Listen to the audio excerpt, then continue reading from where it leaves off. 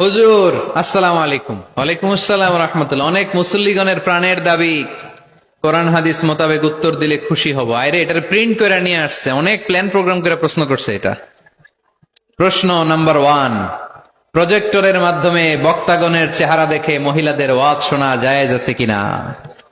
আচ্ছা আপনারা ফতোয়া দেন তো দেখি, প্রজেক্টরের মাধ্যমে এই যে বোনেরা আজকে ওয়াজ শুনলো, এটা জায়েজ আছে কিনা? জায়েজ, এটার পক্ষে কে কে দেখি?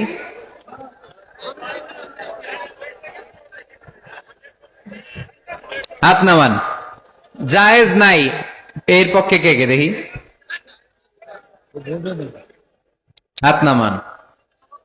একবারও যারা হাত তোলেন না, এবার তারা হাত তোলেন। আপনারা কোন দল?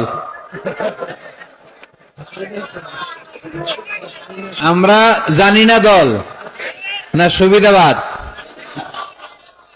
আলহামদুলিল্লাহ, আজকে দেবদুয়ারে অনেক মুফতিদের সাথে পরিচিত হলাম। মুফতিরা ফতুয়া দিয়ে দিছে। প্রথম অর্ধেক ফতুয়া দিয়েছে জায়েজ, বাকি অর্ধেক ফতুয়া দিয়েছে জায়েজ নাই। আচ্ছা শোনেন তাহলে উত্তরটা। প্রজেক্টরের মাধ্যমে বক্তাগণের চেহারা দেখে আলোচনা শোনা জায়েজ। আলোচনা শোনা জায়েজ ইন জেনারেল। প্রশ্ন বুঝে নেন, ভেঙে চুরে বুঝিয়ে দিচ্ছি যাতে প্যাচ না লাগে। ইন জেনারেলি প্রজেক্টরের মাধ্যমে, ইউটিউবের মাধ্যমে বক্তাকে দেখে দেখে ভিডিওতে আলোচনা শোনা জায়েজ আছে। কারণ রাসূলুল্লাহ সাল্লাল্লাহু আলাইহি সাল্লামের সময় মসজিদে নারীরা আসতো, পুরুষরা আসতো, রাসূল সাল্লাল্লাহু আলাইহি সাল্লামকে প্রশ্ন করত। বাজারে নারীরা ব্যবসা বাণিজ্য করত, একে অপরের সাথে কথাবার্তা হতো, এটা জায়েজ। একটা পুরুষ যদি একটা দোকানে যায়, ওখানে নারী ব্যবসায়ী তার সাথে কথা বলতে পারবে, কিনতে পারবে। একটা টেইলার্স এর দোকানে যদি কোনো নারী যায় কাপড় কেনার জন্য, সেখানে পুরুষ ব্যবসায়ী তার চেহারার দিকে তাকাতে পারবে, কথা বলতে পারবে, যদি হেজাব পরে থাকে, শুধু ফেসটা খোলা, ফেসটাও ঢেকে রাখলে আরো ভালো। তার মানে পাবলিক প্লেসে নারী পুরুষের জরুরি প্রয়োজনে চাহনি, কথাবার্তা, এটা জায়েজ আছে, এটা জায়েজ।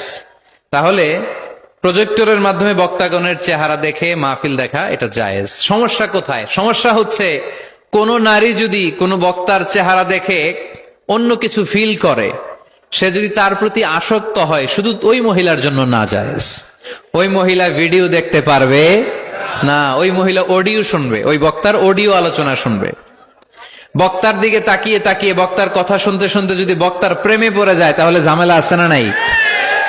ঝামেলা আছে। এটা যেন না হয়। সে শুধু একজন স্কলার বা টিচার, শিক্ষক মনে করে শিক্ষকের কাছ থেকে কথা শুনতেছে, তাকাচ্ছে বা তাকাচ্ছে না, ওটাতে সমস্যা নাই। কিন্তু বিশেষভাবে এই বক্তার প্রতি যদি সে আকর্ষিত হয়, অ্যাট্রাক্টেড হয়, দুর্বলতা অনুভব করে, তাহলে ওই নারীর জন্য ওই বক্তার ভিডিও দেখা জায়েজ নাই, অডিও দেখা জায়েজ আছে। কথা কি বুঝতে পেরেছেন?